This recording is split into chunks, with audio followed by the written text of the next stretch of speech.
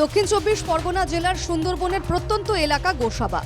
9টি ছোট ছোট দ্বীপ নিয়ে গড়ে উঠেছে গোসাবা ব্লক। জল আর জঙ্গলের মাঝে জীবন কাটে গোসাবাবাসীর।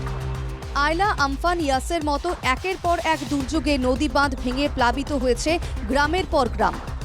নোনা জলে নষ্ট হয়েছে চাষের জমি, ভেঙে পড়েছে একাধিক মাটির বাড়ি। দুর্যোগের খবর পেলেই আতঙ্কে বুক কাঁপে তাদের। সুন্দরবনবাসীর একমাত্র চাহিদা কংক্রিটের নদী বাঁধ। আমাদের জীবন হাতে করে থাকতে হয় বাবা, রান্না বান্না খাওয়া দাওয়া কিচ্ছু হয় না। বাচ্চা কাচ্চা নিয়ে সব বাচ্চা কাচ্চা রান্না বান্না করি না, বসে থাকি। যেখানে ফেলার সেন্টার সেখানে উঁচু জায়গায় চলে যাই, বাড়ি ছেড়ে দিই। বললো বলে কি হ্যাঁ করবো, শুধু করছে না, করে না। ঠিক যেই সময় ভাঙবে সেই সময় ওরা মাটি দেয়। এই যে ভেঙে গেছে তাড়াতাড়ি করে এখন মাটি দেয়। এখন এইসব থাকে, তুমি বলো তো। এবার নদী বাঁধ আমাদের দুর্বল।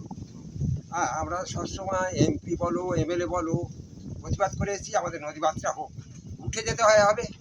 হ্যাঁ, তার নদী বাঁধটা দিলে আমাদের একটু বাঁচতে পারে। এই বছরের পর বছর যদি নোনা জলে ভাসে তাহলে আমরা থাকি কী করে আর বাঁচি কী করে। বাঁধ রক্ষণাবেক্ষণ নিয়েও তৃণমূলের দুর্নীতির দিকে আঙুল তুলেছে বিজেপি।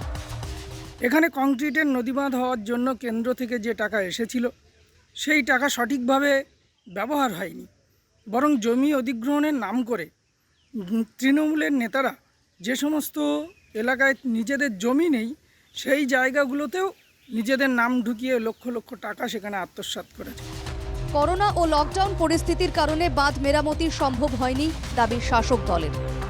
লকডাউনের সময় থেকে আর্থিক মন্দার পরিস্থিতিতে কিছু আমরা সেইভাবে কাজ করে উঠতে পারিনি। পরবর্তীকালে সচল হওয়ার পরে আমরা চেষ্টা করে যাচ্ছি এবং এটা আমরা আশ্বাস দিচ্ছি যে স্টেট গভর্নমেন্টকে আমরা জানাচ্ছি এবং এটা আমাদের ন্যায্য দাবি যে সুন্দরবনের টোটাল জায়গাটা এটা করে দেওয়া উচিত এবং দেওয়া দরকার।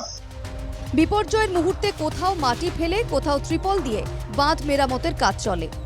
এলাকার বাসিন্দাদের দাবি একমাত্র কংক্রিটের বাঁধ তৈরি হলেই তাদের দুঃখের অবসান হবে। তারা নিশ্চিন্তে রাতে ঘুমোতে পারবেন। সেই দাবি কবে পূরণ হবে সেদিকেই তাকিয়ে রয়েছে সুন্দরবনের মানুষ। সৌরভ বিশালের রিপোর্ট, NKTV বাংলা।